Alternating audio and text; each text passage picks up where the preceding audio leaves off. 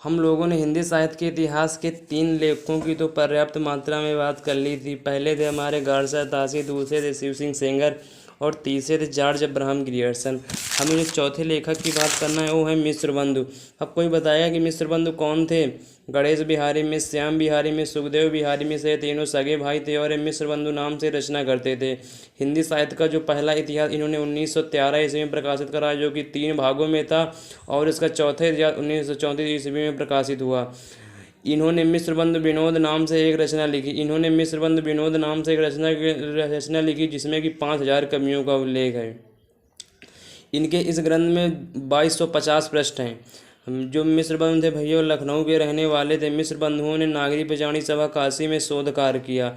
इन्होंने हिंदी साहित्य के इतिहास को 8 काल खंडों में विभक्त किया, जिसमें कि 5 मूल खंड हैं और 3 विविध खंड हैं। इन्होंने आदिकाल को आरंभिक काल कहा है। मिश्र बंधुओं ने भक्ति काल को माधवी काल कहा है, रीति काल को अलंकृत काल कहा है और आधुनिक काल को परिवर्तन काल कहा है, और नई कविता युग को इन्होंने वर्तमान काल कहा है। जैसे कि हमारे अकबर ने अपने हिंदी साहित्य में नवरत्नों को स्थान दिया था, ठीक उसी प्रकार मिश्र बंधुओं ने भी हिंदी के 9 कवियों को एक साथ रखा है, जैसे हिंदी नवरत्न के नाम से जाना जाता है। अब जान ले कि हिंदी नवरत्नों में मिश्र बंधुओं ने किसे किसे शामिल किया। तो पहले हैं देव, दूसरे हैं बिहारी, ये दोनों रीति काल के हैं। तीसरे हैं तुलसीदास भक्ति काल के, भारतेंदु हरिश्चंद्र आधुनिक काल के, कबीरदास भक्ति काल के, केशवदास रीति काल के, सूरदास भक्ति काल के, मदिराम और भूषण रीति काल के। व्रत संग्रहों में सबसे वृहदाकार और सबसे महत्वपूर्ण संग्रह मिश्र बंधु विनोद है।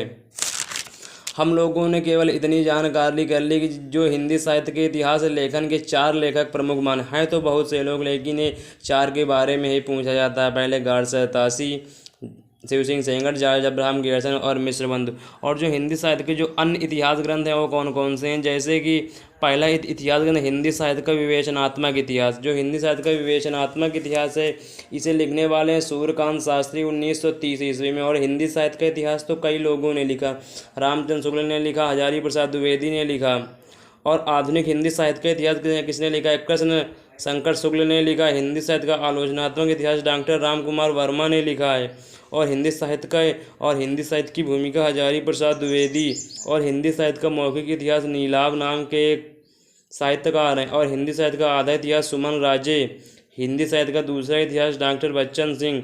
हिंदी साहित्य का आधुनिक इतिहास अज्ञे। और हिंदी साहित्य का नया इतिहास राम खिलावन पांडे। और हिंदी साहित्य का समीक्षात्मक इतिहास प्रोफेसर वासुदेव सिंह। और हिंदी साहित्य का उद्भूमिका हजारी प्रसाद द्विवेदी। और हम लोगों ने हिंदी के इतिहास ग्रंथों के बारे में भी जानकारी ली। और जान ले काल विभाजन एवं नामकरण।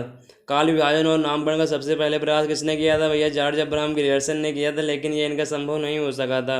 और हिंदी साहित्य के इतिहास ग्रंथों में काल विभाजन पर 4 पद्धतियों का आश्रय लिया गया। जो प्रथम पद्धति में काल विभाजन है, प्रथम पद्धति में हिंदी साहित्य का इतिहास 4 युगों या 4 काल खंडों में बांटा गया, जो कि मान्य है भैया। पहला है आदिकाल, दूसरा है भक्ति काल, तीसरा है रीतिकाल और चौथा है आधुनिक काल। आचार्य रामचंद्र शुक्ल और नागरी पंचाणी सभा के साहित्य में इसे अपनाया गया। और जो द्वितीय पद्धति में काल विभाजन है, द्वितीय पद्धति में जो काल विभाजन को केवल 3 युगों की कल्पना की गई। पहला आदिकाल, दूसरा मध्यकाल और तीसरा आधुनिक काल। इन्होंने आधुनिक काल के बराबर रीतिकाल को मान लिया, क्योंकि आश्रयदाता राजाओं की प्रशंसा रीतिकाल में भी थी और आदिकाल में भी थी। और वीर्यम संहार रस का वर्णन आदिकाल में भी था, रीतिकाल में था। इसलिए इसमें आदिकाल को रीतिकाल के बराबर संज्ञा दी गई। डॉक्टर गणपति चंद्र गुप्त और भारतीय हिंदी परिषद के इतिहास में इसका अनुसरण भी किया गया। गणपति चंद्र गुप्त कौन थे? जिन्होंने सालभद्र सूरी को हिंदी का प्रथम कवि माना है, वही गणपति चंद्र गुप्त हैं।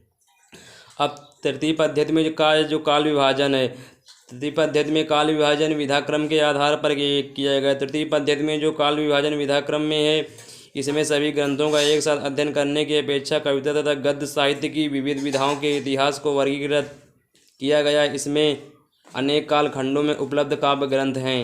और जो चतुर्थ पद्धति में जो काल विभाजन है, जो चतुर्थ पद्धति का जो काल विभाजन, इसे ऋजु पद्धति के नाम से जाना जाता है।